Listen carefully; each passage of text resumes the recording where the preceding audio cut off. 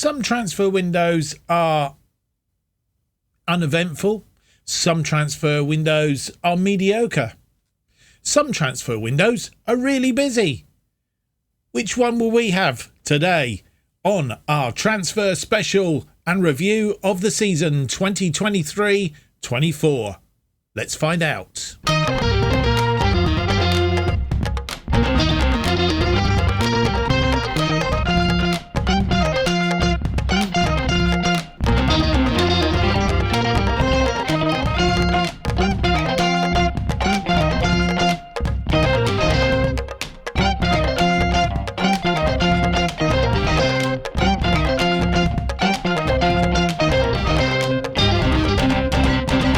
Hello and welcome to episode 46 of Making Chelsea Stand Proud.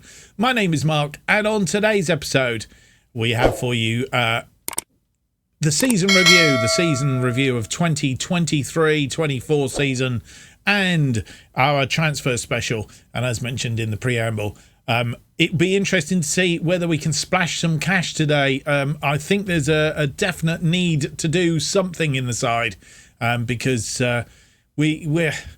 we're lacking in a few places, and also I have a distinct feeling we might have a few players that are going to go overboard at the end of this season. So we'll see in this window whether things are going to, how things are going to pan out for us. But just to recap very quickly, for those of you who may have joined us at this point in time, don't want to go back and have a look at what's gone before. You'll see that we have played Manchester City. We have we've come in second behind Manchester City is what I was trying to say. I don't know what was going on about there at all. Just 8 points behind them in the end. We dropped some points along the way. They had a little bit of a poor run in, dropping points if we'd only managed to pick up the points that we dropped. Especially last game of the season, it'd have been a lot closer than what it turned out to be. But anyway, we did finish second, 10 points clear of Liverpool in third in the end. So it was a good second place, and I won't go on about the other things that have happened in the season, but we will have a closer look at those in due course. Of course, as we do our review of the season, which we're going to do first.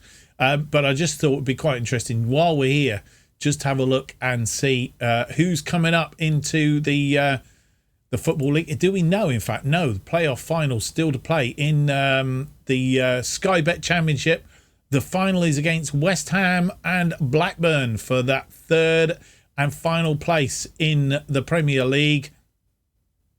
As you will see, Bournemouth and Burnley promoted automatically from the Championship. As it turns out, Blackburn and West Ham finishing third and fourth. And I suppose if you really go by the book, you should say that just literally on the season gone, Blackburn should actually come up, not West Ham. But of course, it doesn't always work like that, does it? So we'll see how or who comes up with Bournemouth and Burnley. But Bournemouth-Burnley in the Premier League next season. And if you can see your favourite team in there.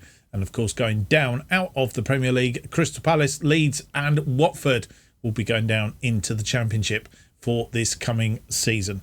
Right, we're not going to mess about anymore. I know I did say that we'll have a quick look at what we need in the transfer window, which we will do. And I think the best way of doing it is, or the way I usually do it, because we always used to have that thing in previous incarnations of Football Manager where you could actually go in and have a look at the team, and it would give you some idea of the team depth was in the thing, but you don't have that facility now. Something that Football Manager Sports Interactive ought to bring back, really. I don't think it's in the squad planner, is it? No, it's not. Got best 11, so I think you can put your best 11 on. There you go.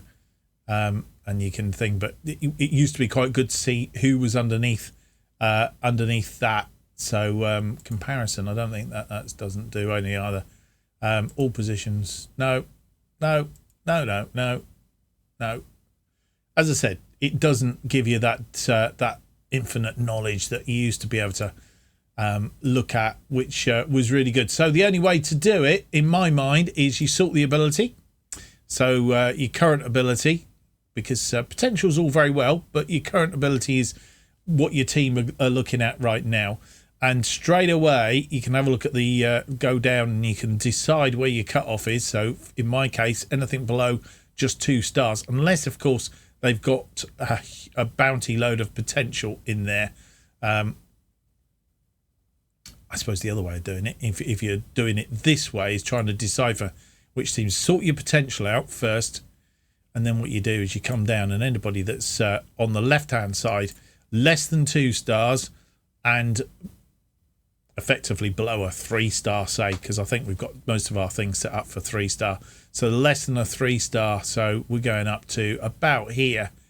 Anything below that is 2-star and below, so the likes of Impadu, Matson,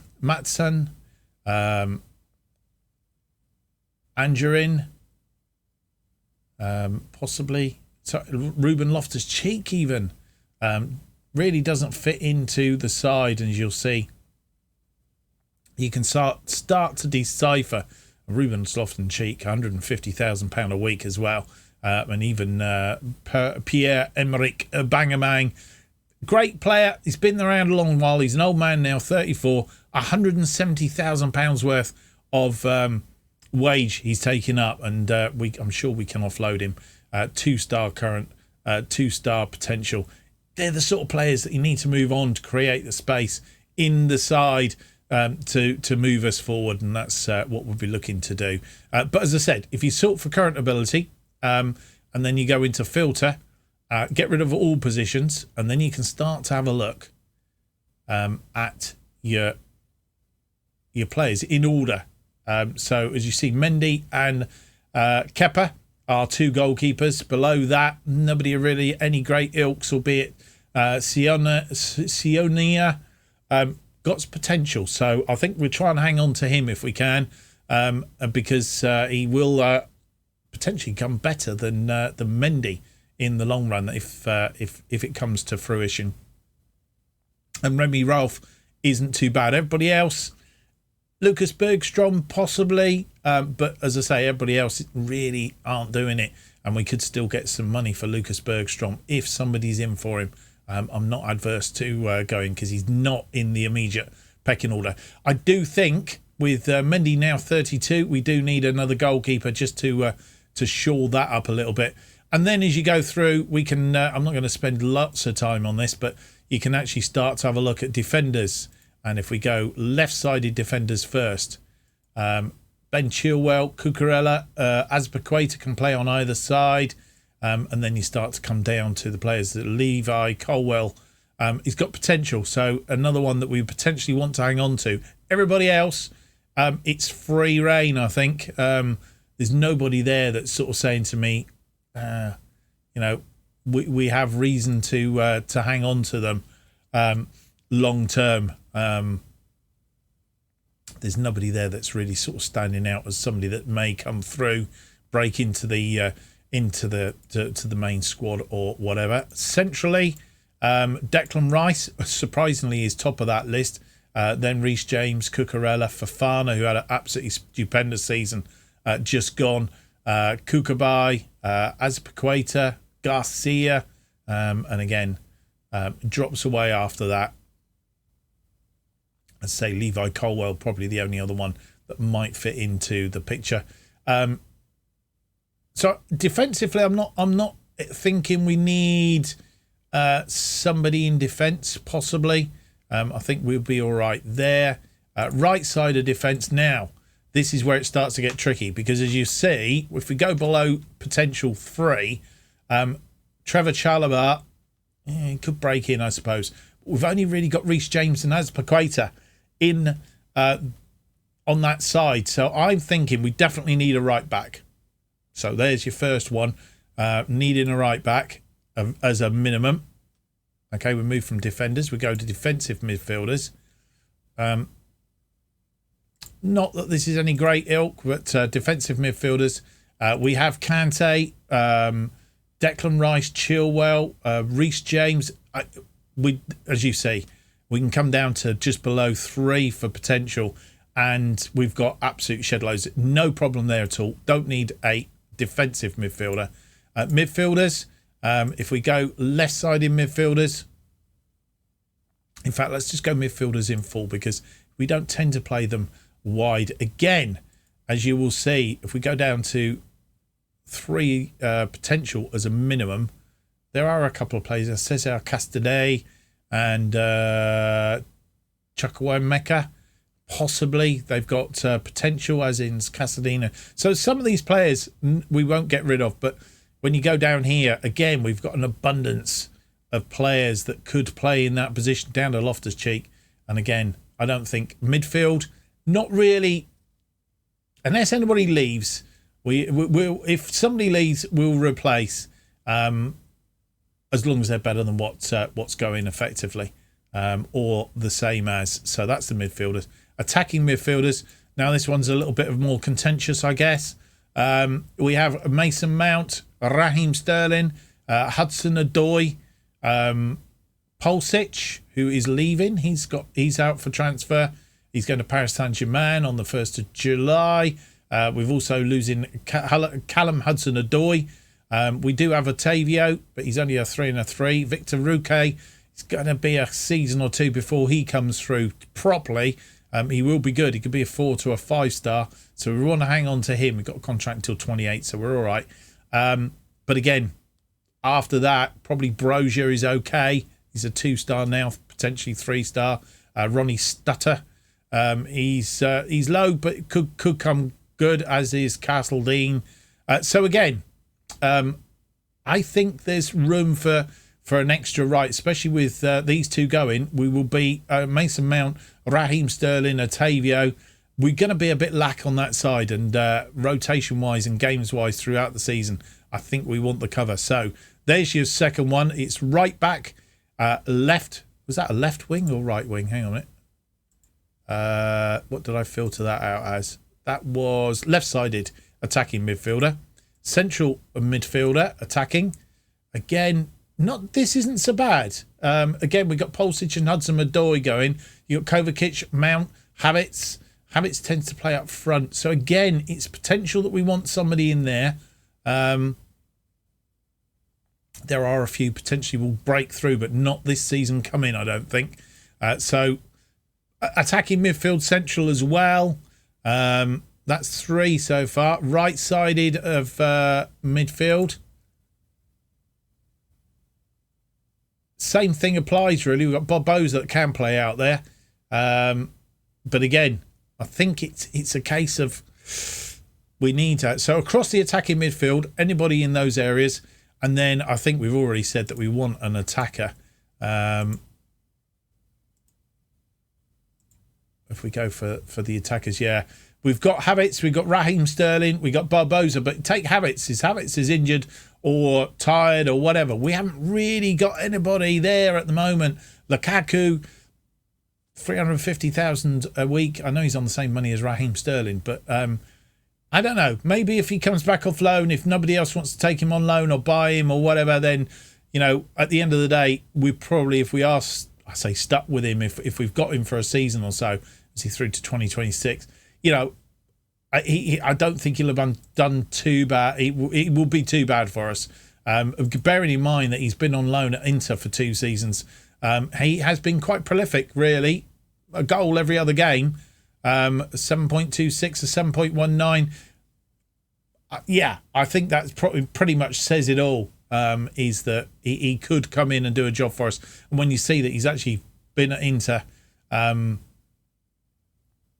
and they've had him for 4 seasons. He's pretty much played every game for 4 seasons for them, apart from when he was with us for 26 games in the Premier League, and he's scored pretty much around the 20 mark there or thereabouts. So maybe he's not a bad thing to have in amongst us, and we'll see how that goes. Right, I'm not going to get mess about anymore. We've got quite a bit of time on the clock. Let's go and do the season review. And here is the season review, and well, where do we start? That's the thing. We start as usual with the new arrivals, and as you see, only 4 coming in this season. Declan Rice is 7.06, the best of Otavio, Garcia and Torreira. I mean, to be honest, what can you say? Otavio. So Declan Rice, he played 47 games for us, made 47 appearances, 7 from the bench, 4 goals, 8 assists. Declan is a real good player. 25 years old, still got quite a few good years in him. Star player. Ball delighted with the deal to sign Declan Rice, 35 million from West Ham. I'm not sure how they let him go so cheap, really. Otavio came in from Porto for 38.5 million, 22 appearances, 16 from the bench, 5 goals, 5 assists, a 6.97, not too bad from him. Eric Garcia, we bought in as a centre-back from Barcelona, 26 million, 39 appearances, 8 from the bench, 2 goals. He's not there to score goals, really. 6.91. And Lucas Torreira, I'm not quite sure that was a good move. I guess if potentially somebody comes in to buy him, we will let him go, I think, because he's not really done what we expected him to. £13 million from Galatasaray, 5 appearances, 20 from the bench, 2 assists, a 6.80. As I say, didn't really do what we wanted to do. I'm not going to dwell on the transfers out too much, just to say that Ethan Wadey, goalkeeper, went to Sacramento, made 11 appearances, a 7.06.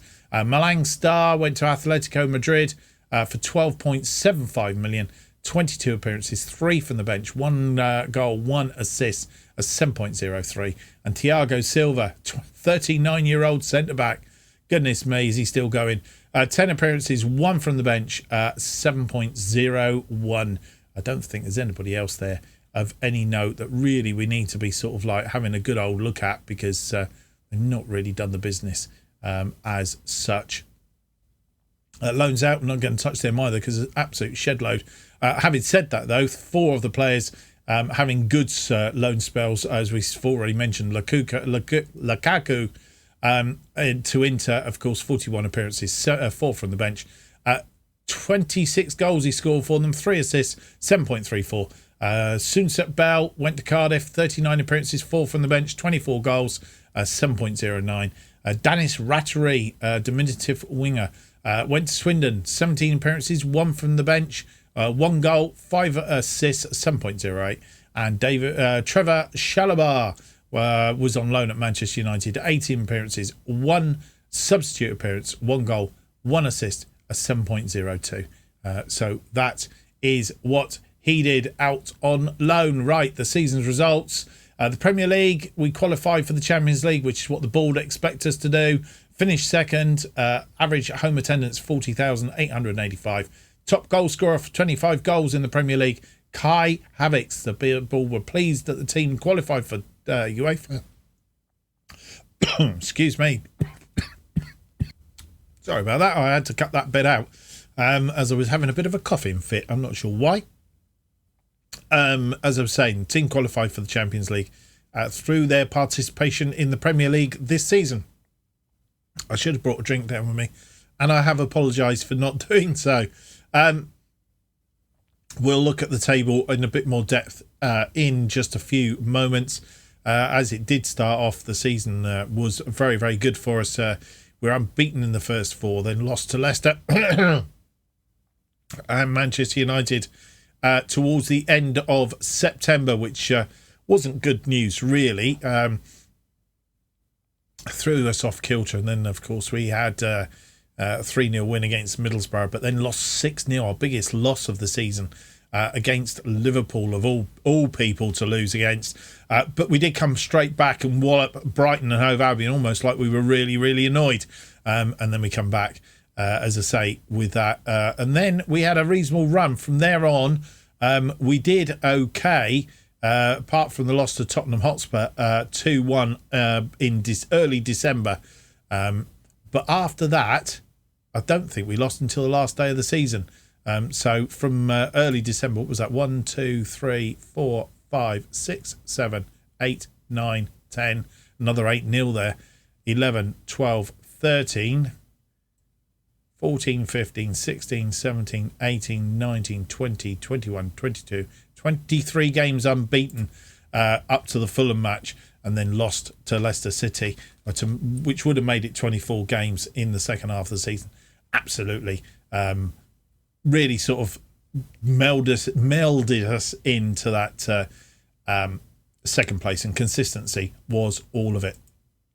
The Champions League, bold expectation was to challenge for the Champions League. We finished in the semi-final position. Why we've only ended up with a C+, I really don't know. I would have had it down as a B+ at the very minimum. Carl Havertz, top scorer again, 7 goals in this competition, and there, as you will see, is our way through the competition. In the group stages, the only loss that we had was against Celtic. We did struggle in the group, to be fair. Only had 2 wins in the group. The rest were draws apart from that loss to Celtic. It was a bit of a funny old thing. But when we got out of the groups, we had Barcelona first up and thought that's the end of that then. We're going to get past the last 16. We did. After drawing with them 1-1 at home, we went to their place and actually beat them. Not at the Nou Camp because they're having that rebuilt. But then we were up against Paris Saint-Germain, another side that we really, really didn't expect to beat. Beat them 4-0 at home. Having said that, they did come back at us a little bit, but we did beat them 4-3 in the return leg. 8-3 on aggregate. You wouldn't have expected that, really, would you? And then we were up again against our arch nemesis. A 2-1 lead after the first leg. Give us a little bit of hope, but we should have been otherwise positioned, because a 2-0 loss saw us just basically lose the tie at 3-2, which meant that we didn't get through to the final of the Champions League, which would have ended the series had we got there. And then the 2 domestic cups, of course, as you already know, should know that we've won those. The Ball, B-, thank you very much, Board. We're pleased that the team won the FA Cup. I would have thought that would be an A. Obviously not that pleased. It was challenged for the FA Cup. We won it. Kai Havertz, again, top scorer with 6 goals. And Millwall, Chesterfield, Manchester City, 3-0 win. Sheffield United, Arsenal and Brentford were the sides that we beat along the way. And, of course, the first silverware that we put in the cabinet this year was the Carabao Cup, which we were already holders of and won it for the second season running. Mason Mount, top scorer in this one, 5 goals. And only a B- again. I'm glad they weren't my teachers at school. Otherwise, it'd have been well on it, wouldn't I?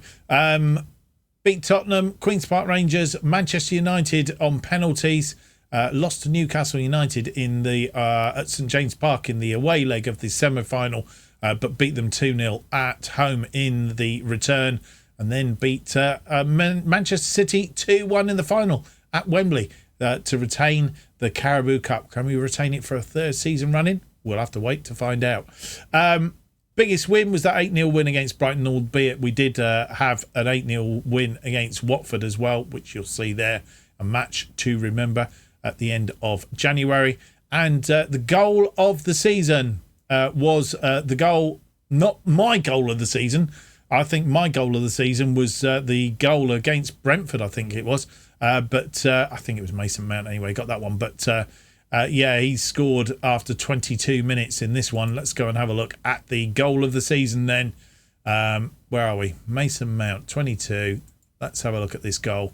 Goal of the season. If we can get it to work. Here we go. It takes a little bit of time sometimes. Here we go. Out to Hudson-Odoi. Hudson-Odoi inside to Mount. And Mount, what a shot that was. As it was a good goal, I have to say. We will have a look in a bit and see if I can find what I thought was goal of the season. But that was pretty cracking in my head anyway. Right, so there we go. Mason Mount getting goal of the season. We won't go through this too much. Our sponsorship was up very slightly. Broadcast revenue down. Corporate hospitality was up. Competition prize money was down, which is surprising because we won both the domestic trophies this season. I'm not quite sure how that... And we got further in the Champions League. So I don't know. 2.51 million matchday commercial. Top selling shirts. Mason Mount. Others selling well. Sterling, Havertz, Kante and Rice. And this is how our team lined up for the season. It was Kepa in goal. Chilwell, Garcia, Fofana. My player of the season in a way. Reece James on the right-hand side. This is what I was trying to say, getting it all muddled up then. Declan Rice and Kante in midfield. Hudson-Odoi, Mount and Sterling as our attacking midfield. Havertz up front. We will miss Hudson-Odoi as we move on to next season. Accolades. I won Manager of the Month in November, January and March. I think I've won the end of season as well. I'm not sure. And competition awards, Mason Mount was Fans Player of the Season. Young Player of the Season, Kai Havertz. Declan Rice, a signing of the season, which we've already said. Mason Mount had the goal of the season. Top goal scorer, Kai Havertz with 42 goals for the season. Mason Mount with the most assists, 19. Most Player of the Match awards, Mason Mount with 10. Highest average rating, 7.4, Mason Mount. And Wesley Fofana had the most passes completed in 90 minutes. Competition awards, Kai Havertz won the German Footballer of the Year.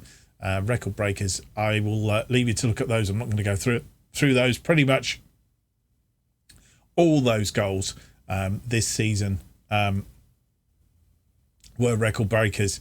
Most goals by a player in a match, 6. Players in a league match, 6. So that's a new record by Kai Havertz. And history in the making, they say, and important to get off to a good start, but it rings true as ever for Chelsea. And highlights, of course, those 2 domestic cup wins.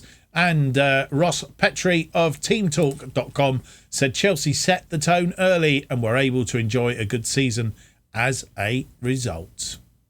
Right, we're not going to dwell on the dynamic manager timeline. Just check the transfers. I don't think anything's been happening since the end of the season. No, Victor Roque was last in January, and nobody going out as yet. So nothing happening so far on the transfer news. We're going to jump forward to not June, because I don't think we've got 3 days. Not a lot's going to happen. We're going to jump through to the 1st of July. We're going to come back and see if there's any transfer activity, because by then 2 things will have happened. All the players will have been released and so on and so forth that are going. And also the other thing is we will see what the fixtures are looking like for the start of the new season. And you join me on the 1st of July, and I can tell you there's nobody in as yet. We have a couple of irons in the fire. We have put in a bid for Jeremy Pino, but Manchester United have swooped in and nicked him from under our noses, which is not a good thing, and I'm not best pleased with that at all. We do have a couple of players that are leaving us, though. Sheldon Hernandez was the last to go out in the January window.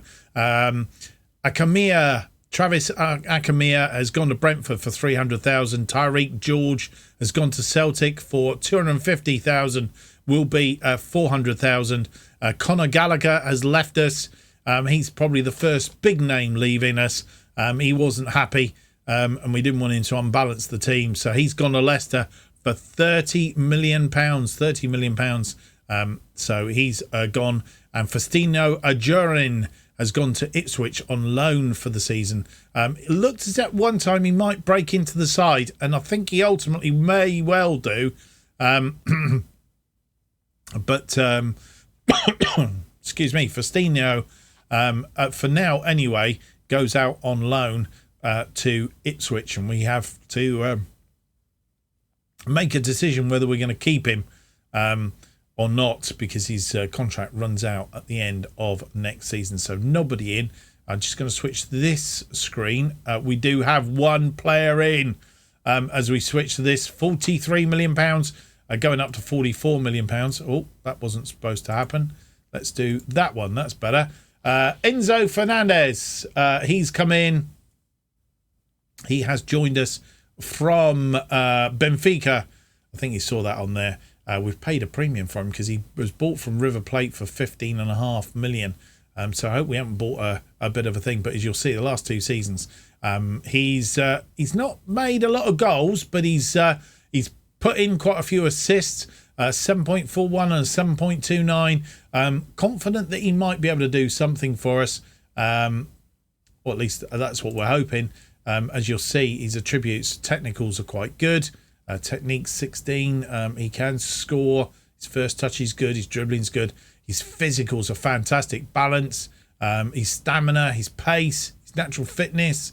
Probably the only thing is his heading's not particularly good. His jumping reach isn't particularly good. But then if he's playing in midfield, not really bothered with him doing that. And his mentals are very good as well off the ball, especially in vision, acceleration. He fits into the side. He's currently a 4-star current ability. He has potential to be a 4-star. So he's there or thereabouts anyway. He's Argentinian, 23 years old. And I know we paid 40-odd million for him, but as you'll see, already demanding a premium on that. 93 to 103 million projected that he is now worth. So really, really pleased with that transfer. Enzo Fernandez, remember that name because that could be coming to fruition throughout this season. He's a good addition to the side. Hopefully we will make some more. This is the first look at the schedule then, the fixture list. And as you'll see, we opened the season. We got the Charity Shield against Manchester City. And then we have opening day of Arsenal. And then followed by Brentford and Wolves to complete the August window. Christmas time, we have Leicester away for Boxing Day. Bournemouth at home on New Year's Day. And then we finish the season, of course, against Manchester City. Let's hope it doesn't go down to the wire. Norwich and Wolves and Aston Villa just before that. So that's how it goes. So we'll see how it all sort of goes out. But I'm thinking that we will have Manchester City and Arsenal as our first episode of the new season. So that will be coming up in our next episode. Right. 1st of July, we're going to jump forward to the 1st of August. I think there could be some irons in the fire and there could be some changes in the Chelsea side. Well, now I'm getting really excited. We've got some real stonking players coming in. We've had a few go out, I hasten to add. So big, lots of players going out. And let's go through the ins. As you'll see, 309 million spent on players coming in. That is huge. Only 55 going out. So that's a balance of about 250,000 going out as opposed to coming in. So we've splashed the cash. And to be honest, at the moment, I'm thinking we're pretty much done. We've fulfilled our target. As we mentioned, Enzo Fernandez, a midfielder, can play in either attacking midfield. He can play as a defensive midfielder. Right through the middle of the midfield, which is stupendous. But I brought him in on the Tottenham save that we did last season in FM22. I've got him again. Kingsley Coman. We brought him in from Bayern Munich. He is absolutely stonking when it comes to being a player. If you look at some of these physicals, look at that, and his mentals, and also his techniques. His heading's not so good, but we'll forgive him that. But what a signing that is for my mind. Bayern Munich, as you see, a 7.21, a 7.16, doesn't score a lot of goals, not many assists either, but he can certainly turn it on. Made 20 appearances for Bayern Munich in the last 2 seasons. I'm not sure why he's not made some more. Maybe injuries. I don't know. But he's quite a player, and I'm looking forward. Currently 3.5 stars. Potential ability is 3.5 as well. How much did we pay for him? A premium, I think. Paid 70 million. And it's saying that he's worth between 56 and 70. So we might not get a return. 28. We might not get a return on him. But if he does the job for us and wins us, say, the Champions League or the Premier League even, then I think money well spent. So we'll see how he does. But I'm really, really pleased that Kingsley Coman is in, can play on either side of attacking midfield, can play on either side in midfield, to be fair, and he can play as a wing back as well if we need him to. We don't hopefully want to use him in that position. Rodrigo, yay, 23. We have brought him in from Real Madrid for 68 million. So we've got a bit of a premium on it at the moment. Last season, 6.93, 33 games, 7 goals, 1 assist. Previous to that, he had 9 goals out of 33 matches, 7.28 in that season. Probably I've really brought him in as backup for Kai Havertz, because he can play in that attacking role as well. He can play in there. He's and the thing is, he's still got potential. He's 3.5-star current ability, 4.5-star potential ability. Still could get better than what he is right now. Again, he's not particularly good at heading. Well, he can head, but his jumping reach isn't particularly good. Good agility, so his physicals are quite good. Mentals, good.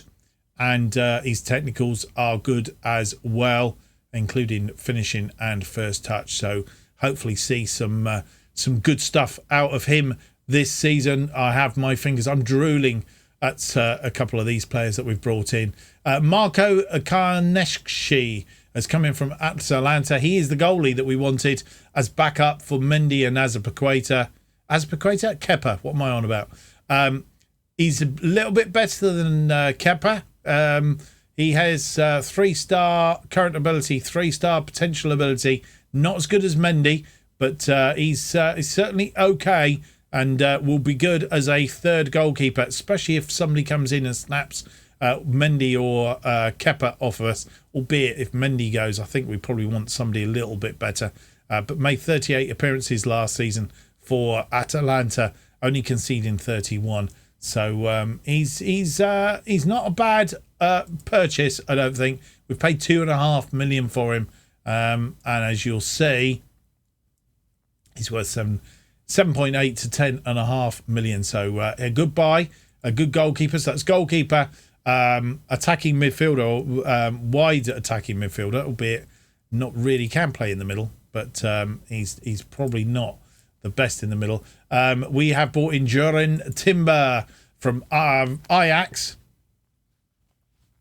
He is a current 4-star ability, a 4.5-star potential ability. He's a left back, can play in central defence as well, can play as the wing back on the right, can play as defensive midfielder as well. Not his best position. So third best in central defence, second best on the right hand side, and also as a wing back. Good purchase for my head. So looking good. He's worth 63 to 79 million. We have paid 65 million for him, so somewhere around there or thereabouts. 7.29 in Ajax, 27 appearances, 6 assists. 7.29, as I say, scored 2 goals in the season prior to that. 26 appearances, 2 goals, 3 assists, a 7.12. So Jaren Timber. Sergej Milinkovic-Savic. He is a Croatian world-class midfielder. 29 years old. He's getting on a little bit. Serbian, not Croatian. I'll tell a lie. He's of similar ilk to Declan Rice. Will play in that midfield, but if you look at his technicals, his heading is fantastic. You look at his mentals, there's plenty of yellows in there. And look at these physicals. Natural fitness of 20. Goodness me. Strength, stamina, pace, acceleration. Not fantastic, I guess, but he makes up for it with all the rest. So really, really pleased with that purchase. Coming in from Lazio for 60 million, as I said. And he is worth 75 to 82 million. So a little bit of profit there potentially as well. And this was just a what's it buy, really, not one that I expect to do too much. So got 1 year contract till the end of next season. Arsenal let him go. We snapped him up for free. He's could potentially be worth a bit of money if we sell him on. He's pretty low down in the expectations, but he will do a job. He's got the right brain to do stuff. I mean, his physicals are still quite good. Bearing in mind he's 31, his technicals are very, very good, and his mentals are pretty good as well. So, as I say, as a backup in midfield, I think he will do us an exceedingly good job. So, off of the back of that, we have ended up with a central midfielder and a midfielder that can play in that attacking midfield central role. Box ticked. Kingsley Coman can play on either side of the central midfield, that attacking central midfield, and do some other jobs as well. Rodrigo can do the same, and he can also play up front as backup for Havertz, another box tick. So we've got the central midfield backup for Havertz ticked. Midfield wise, again, he can play in that role as well. So through that central midfield belt, we are more than okay. I guess the only one that we haven't really... Oh, yes, we did. Jaron Timber fills that right defensive. We've ticked all the boxes of the things that we went out to buy. We've got Granit Xhaka as a added bonus. So what more can I do? I don't think we really want to do any more wheeling and dealing unless we have a player go out and leave us. That's the only prerequisite that we would actually change it. I've just realised that one thing I didn't do that I usually like to do, and that was have a closer look at the table.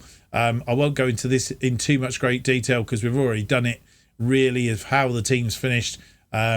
Norwich finishing up in the Europa Conference League by virtue of the fact that we qualified for Champions League, and by winning, I think it's the Carabao Cup, would have ended up with one of these other ones, so it passes down the line a little bit, and Norwich managed to get a European place for that. Let's have a quick look at the home records then. We were top for home records, beat Manchester City as it turned out. They lost twice at home. One of those was against us, I hasten to add. We lost once, of course, right at the end of the season to Leicester.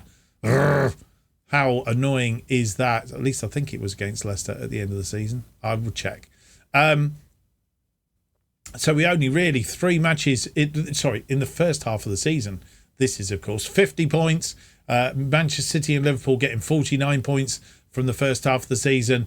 And then came Tottenham on 43, Arsenal on 42, and Leicester on 41 points. Away record, we were second, and that's where we lost it, really, as you see. 9 points difference between us and Manchester City on the road. They only lost the once on the road to us. And we lost 4 times on the road to Leicester, Tottenham, Liverpool, and Manchester United. That 6-0 at Anfield, that 6-0 drubbing really did set us apart, didn't it? So Manchester City better away from home, 46 points away from home, 37 points in second ourselves. Then came Liverpool on 28, Arsenal 28. Brentford having a stonking away season, 26 points. Tottenham, Leicester, Southampton and Norwich. Last 5 games of the season, of course. Really, we didn't have a good run in. Leicester had the best run in. They only lost the 1 game in the... that's not right. Only lost once in the run in. Who was that against then? Because I can't see it on there. Again, it's not working quite right, this. So Leicester losing just 1 game of their last 5. Manchester City losing none but drawing 2. And we won 3, drew 1 and lost 1, picking up 10 points on that run-in as it was. So against the media prediction... In fact, I'm not sure we can see that now. Season preview. That's this season's preview. So I'd have to go back to look at that bit, which we won't do. But it gives you a rough idea of how things have worked out over the season. I should have done that before, and I realised when I did the roundup, it's something that I usually do. But just gives you a bit of insight as to how the season sort of fell out, really. Right, we're going to do one more thing. We're going to jump forward one more time, right to the start of the season, and I can bring you up to date what's happened in the pre-season, etc., etc. And then somewhere here, if I can find it, he says, there we are, found it. We'll basically have a preview of the new season. And a completely good pre-season, as you will see. We've played Monaco, Albrez in Singapore, Tampines in Singapore. We played Bournemouth, Atletico Madrid and Atletico Club. And as you'll see, we've had some stonking wins. 4-1, 10-1, 11-0, 5-0, 3-0 against Atletico Madrid and a 11-1 against Athletic Club. You will see some of the new players on the score sheet. Koeman. Who else have we got on here? We've got Havertz scoring a hat-trick. Granit Xhaka. Havertz again scoring 4 in that game. Kante, Garcia, Koeman again on the score sheet. Otavio, Sergio, Milankovic, Savic. And then you'll see Savic scoring 2 in this game. Absolutely wonderful. We did say... Did we not? Oh, I've just done that. I realised that this is flawed somewhat. I have to do that and then select that. I was just going to go and see if we could find the goal of the season, which was one of these. Which one was it, though? This is the question. In the final against Brentford, one of these was the goal of the season. My head, anyway. Mason Mount. Let's have a look at Mason Mount's goals in that game, because I think that will probably give us the idea of which one it was. Sterling, James through to Mount. That wasn't goal of the season, albeit it was very, very good. It wouldn't have been the penalty. It must have been this one. 72 minutes on the clock. Chilwell to Mount. Chilwell, that was the one.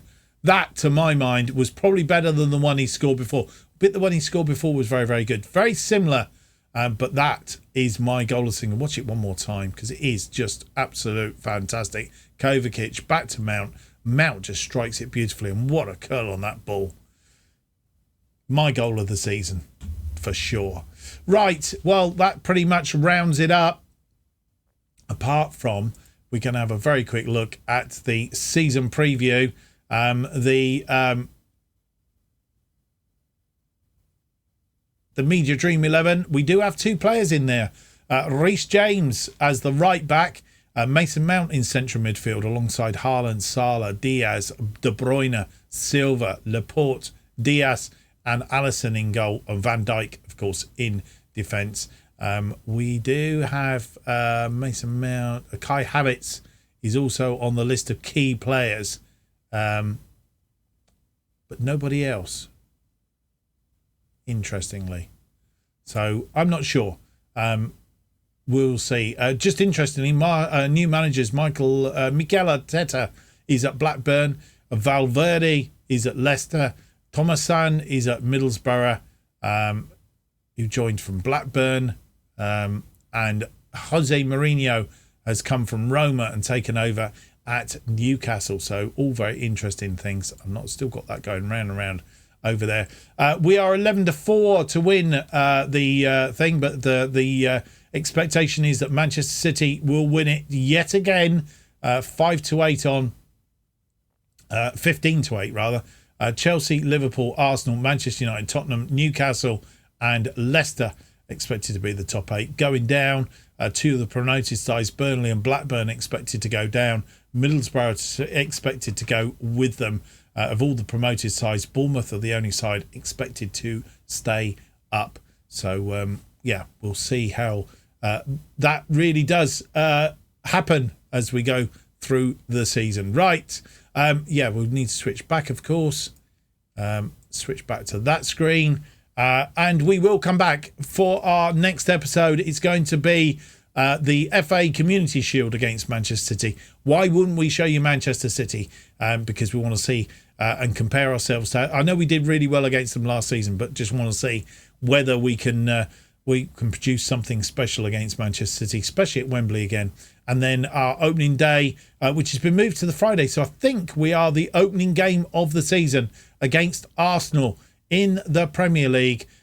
So a local derby to start the season away from home at Arsenal. Last season, I think we drew with them 3-3 at the Emirates Stadium on that occasion. But we have, out of the 6 games we've played against them so far, we have beat them 5 times. So hopefully we can get off to a good start to the season. All that and more coming up in the next episode. So don't forget to miss it. Don't forget and miss it, which is what I should have said. I hope you've enjoyed today's episode. If you have, don't forget to leave me that big thumbs up, subscribe, and hit the notification button to keep up to date with all future episodes of this series and our other series To Be a Legend as they are released. New episodes of Making Chelsea Stand Proud, currently released every Tuesday and Friday at 4:15 p.m. And if you want to keep up to date with what's happening on this channel and more, you need to follow me on Twitter at JustOffsideFM. Thank you for watching. Hope to see you for the next episode. It will be our opening 2 games of the season.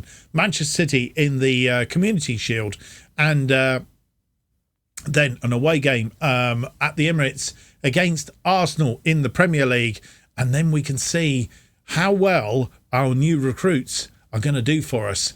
And fingers crossed, we can do better than last season. Till then, goodbye.